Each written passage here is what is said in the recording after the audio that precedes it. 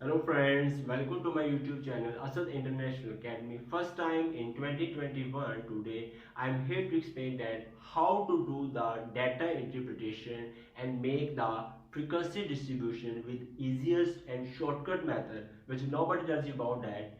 In this video you have recently watched the numerical data which I have already shared before that lecture.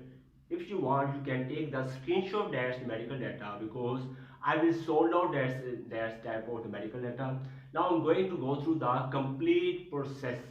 In this lecture, I will tell you that what is the data interpretation, and I will tell you that how to find the class width or class interval, how to make the steps of frequency distribution. I will tell you that how to make the groups, how to find out the class limits, how to do the tally frequency. I will tell you that how to find out the cumulative frequency and class boundaries, and I will tell you that how to find out the midpoint, and at end of the lecture I will tell you that how to make the histogram. Everything is available in this lecture, so must watch this lecture from starting to end. Without wasting any time, let's solve the lecture. So here, first of all, I'm telling you that what is the data interpretation. Very simple definition is I'm following here.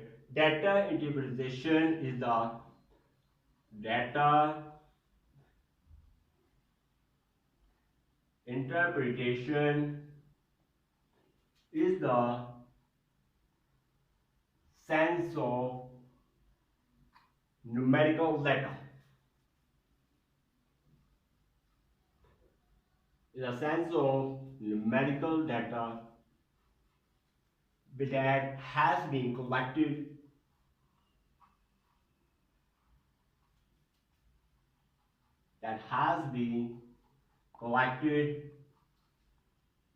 you can say that presented, analyzed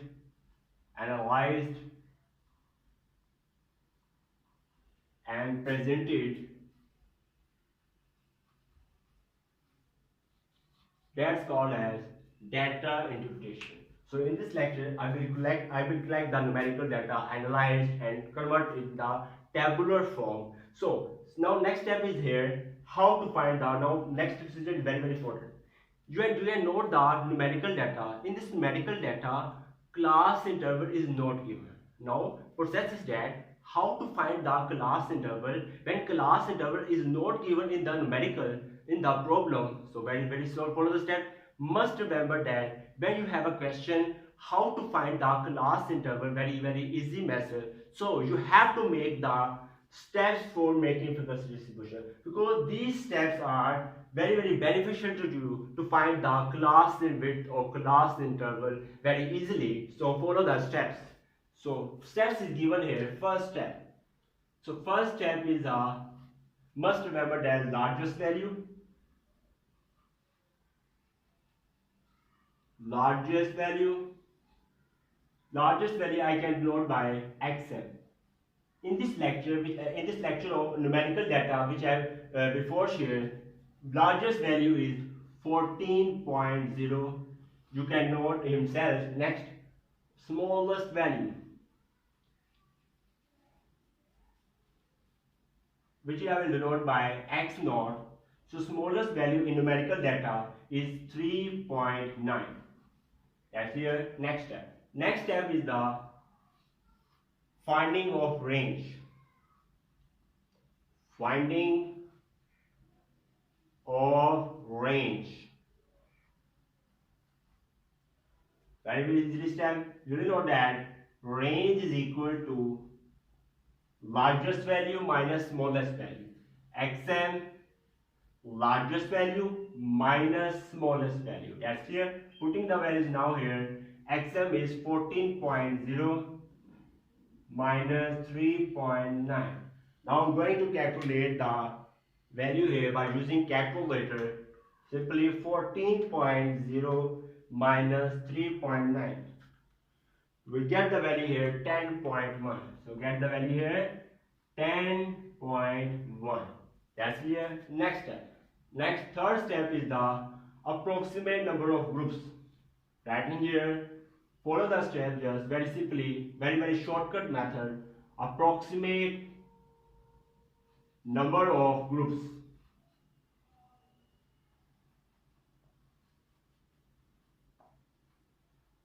So approximate number of groups always equal to 1 plus 3.3 log n. That's simple. Every value is given. N is the number of values. What is n? N is the not at number of values. You can say that total number of values. So in this type of numerical data, in total values are 88.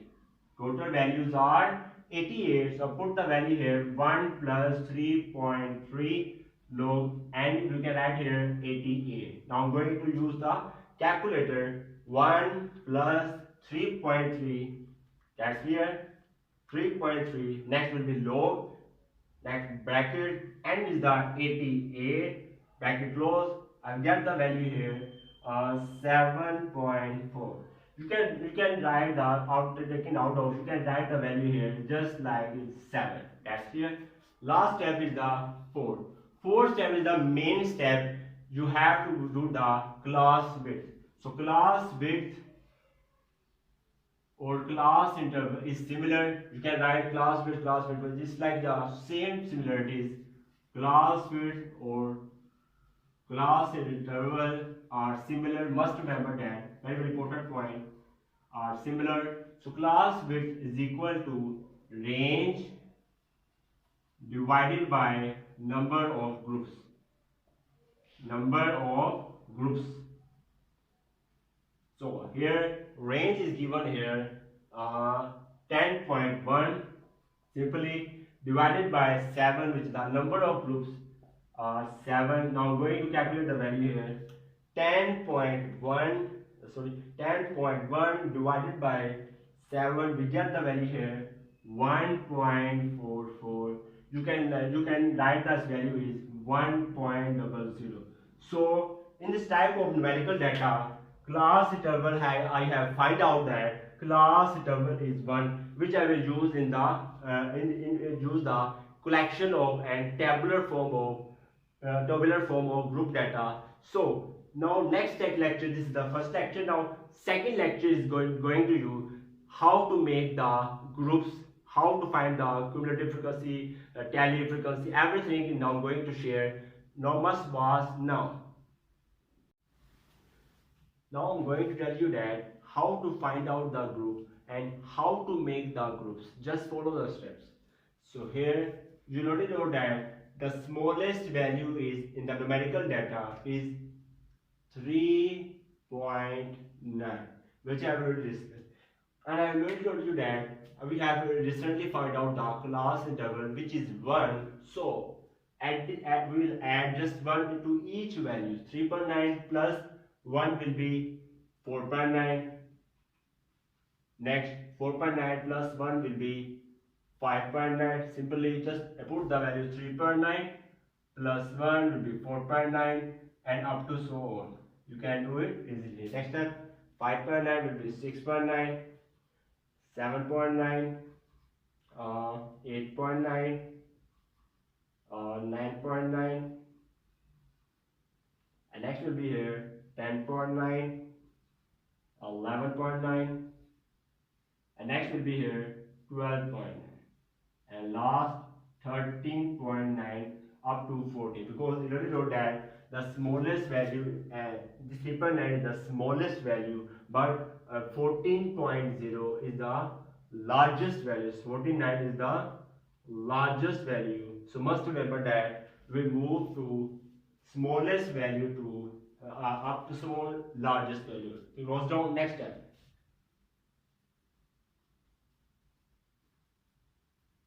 Now next two steps. Now next step is very important to tell you about that. How to make the, this is the load limits. Now I am going to go to how to calculate the upper class limits. Very easy method, shortcut. I'm telling you about that. Must remember that we will put 4.9. We will select 4.9. That's simply 4.9 always minus 0.1. Must remember that. We always, for finding the upper class limits, you have to make that 4.9 is the second value minus 0.1 always. Now calculating using 4.9 minus 0.1, we will get here 4.8. We will get here 4.8. So just put the value here 4.8. That's clear. And similarly, you can add as class interval, class width is 1. So adding the values here 5.8, 5 plus 1, 6.8. Similarly, 7.8, 8.8. Next will be here 9.8, 10.8. Next will be here 11.8, 12.8. Next last will be 13 and last 14.8. So I hope that you can now know the points about that how to make the groups, how to find the lower class boundaries, and how to find out the upper class boundary. Very easy method. Because this data is a decimal data, but if you face any type of data, just like you can say that 1, 2, 3. If you face just like type of data, so must remember that if value is just like you can say that 2, 3 up to so on. So in this data, must remember that lower value we always by minus 1 is equal to will be true. Must remember that if you face any problem of decimal, we will just subtract by 0.1. Must remember that if you face any problem of just like data 1, 2, 3, 5, 6, 7, 18, 19, so always minus by 1. So this is the shortcut method to calculate the group. That's clear. Next step. Next step is here. I have already made here tally frequency. Now question is that how to make the tally very easily. So you have already passed the numerical data. In numerical data, we search the values 3.9, 4.8, and between all values. We search the values here. Three values 3.9, 4.8, three values. We put here 1, 2, 3. This is the tally sign. Similarly 3. This is the 1, 2, 3, 4. Next 5 will be this. So I have calculated the all tallies. So next step is frequency. What is frequency? Frequency is the counting. So these are three values. I wrote a 3, 3. This is 10, 10. Similarly, you can do it in cell. And must remember that most important point. You already know that total number of values. I have already told you that total number of values are 88. So here summation F. You already know that n is equal to always summation F. Total is 88. So must remember that total number of values which have the total number of values of numerical data must be equal to the sum of frequency, which shows that your method of data interpretation is correct, otherwise will be wrong. Must remember. Next step. Next step is here. I'm going to next step. How to find out the cumulative frequency. Very easy step. So I'm going to tell you that how to find cumulative frequency. So follow the steps. So first step is here. I will write here 3 as it is. For finding the class cumulative frequency, must remember that first of all I write the same value which is written here. Next step is here. We'll add up the values here. 3 plus 3. 3 plus 3 is equal to 6. Very simple method. And next step will be here. 6 plus 10, 16. That's clear. And next step will be here 16 plus 14. So that will be here 20, 30. That's clear. Next step is here 30 plus 12. 30 plus 12 will be here 40, 42. That is the easy step. Next 42 plus 15. 42 plus 15 will be here 40, 50 will be here 50, 60, 57. That's clear. And next step is here 57 plus 15.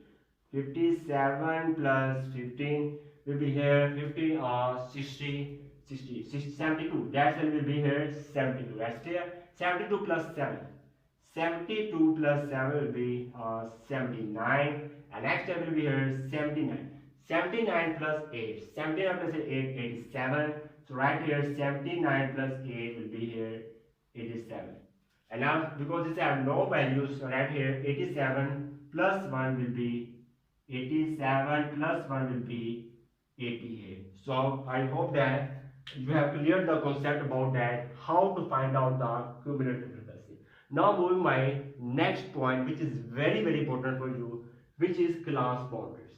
Now question is that why I am finding here class boundaries, because the groups are already given. So must remember that this data is discrete, because this have isolated for 3.9 to 4.8 close down 4.9 to 5. This is the isolated set, because this is the set of discrete data. This is the data of discrete group. So must remember that if you face any type of data which is discrete, you have to make here class boundaries.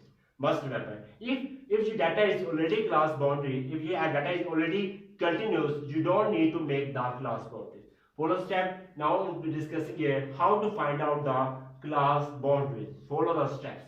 So class boundaries, first of all, I will take here gap. So gap is given here. Gap is equal to 4.9 minus 4.8. 4.9 minus 4.8. Now I'm going to calculating here class boundaries. So must remember that always we take the gap of lower value and upper value 4.9 minus 4.8. Simply follow the step. 4.9 I think will be 0.1 minus 4.8. We get the value here 0.1. That step, this is the first step. That's clear. Second step. Second step is here, we will divide the gap by 2.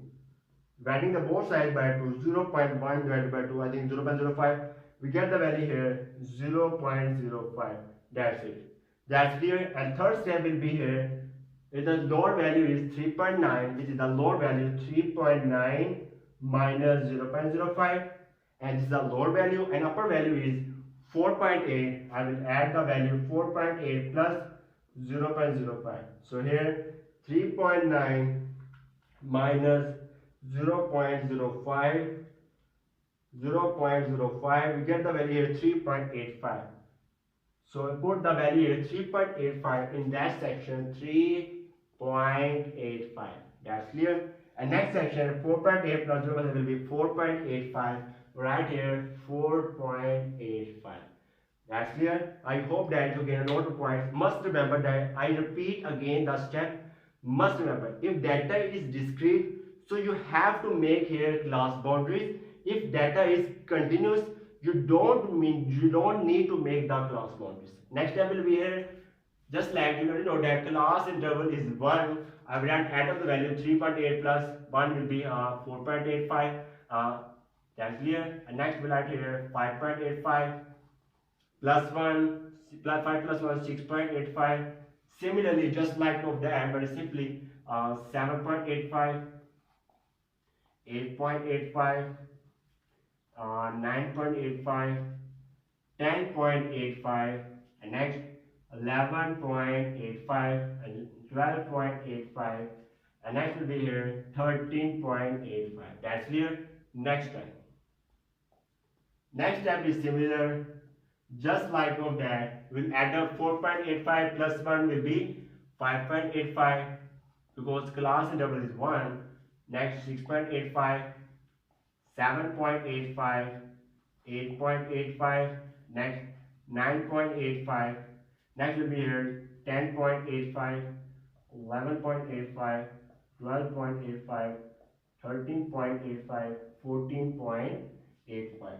Should I check that this data is continuous, because 4.85 repeats now 4.85, 5.85 repeats now 5.85, 6.85 repeats now 6.8. So that data is a discrete, that data is continuous and that data is discrete. That's clear. If data is already given continuous, you don't need to make the class boundary. So that's the following step. I hope that you gain a lot of points about that. Now last step is remaining, which is that midpoint. Now question arises that how to find out the midpoint. Well, simply shorter step. Midpoint we can easily calculate 3.9 plus 4.8. Now next point, 3.9 plus 4.8 answer, then divided by 2, we get the value here 4.35.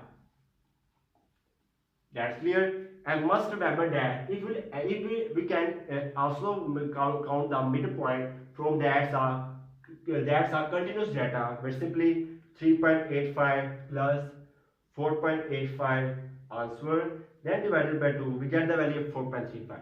So similar value we gain here from this data, discrete and continuous data. So I have that. So I can clear count that our practical, our data interpretation is totally correct.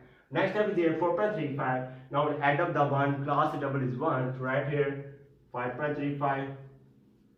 And next right here 6.35, 7.35, 8.35, 9.35, 10.35, 11.35, 12.35, 13.35, and last is 14.35. So there's the last test. I hope that you have gained a lot of points and lot of concepts about that. If you have any question, if you can't understand about that, you can check. You can comments here in below the which comments. You can ask me any question related about that. Now last step. This is the second step. Now last step is here, which is very important. How to find out and how to make the histogram. Must also was now. Now I'm going to make the histogram. In histogram on x-axis we have always class boundaries and frequency is always on y-axis. So here I will write here class boundaries and frequency is given here. Total frequency is largest frequency is 15. So because this value is 15, so I have decided the intervals 2, 4, 6, 8, 10. Just type of data. Next step is here 3.85. We will combine the value of 3. 3 frequency is given here. We will combine the value of 3 just like that. And next step here 3 value. Next step 4.85. Right here 0.3. 10 shows here that value will be 10. And next 14 shows that value will be similarly. I have solved out the all points.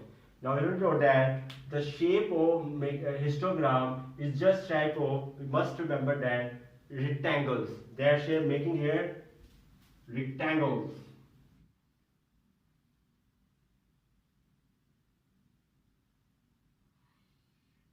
The shape of just like of histogram is a rectangles.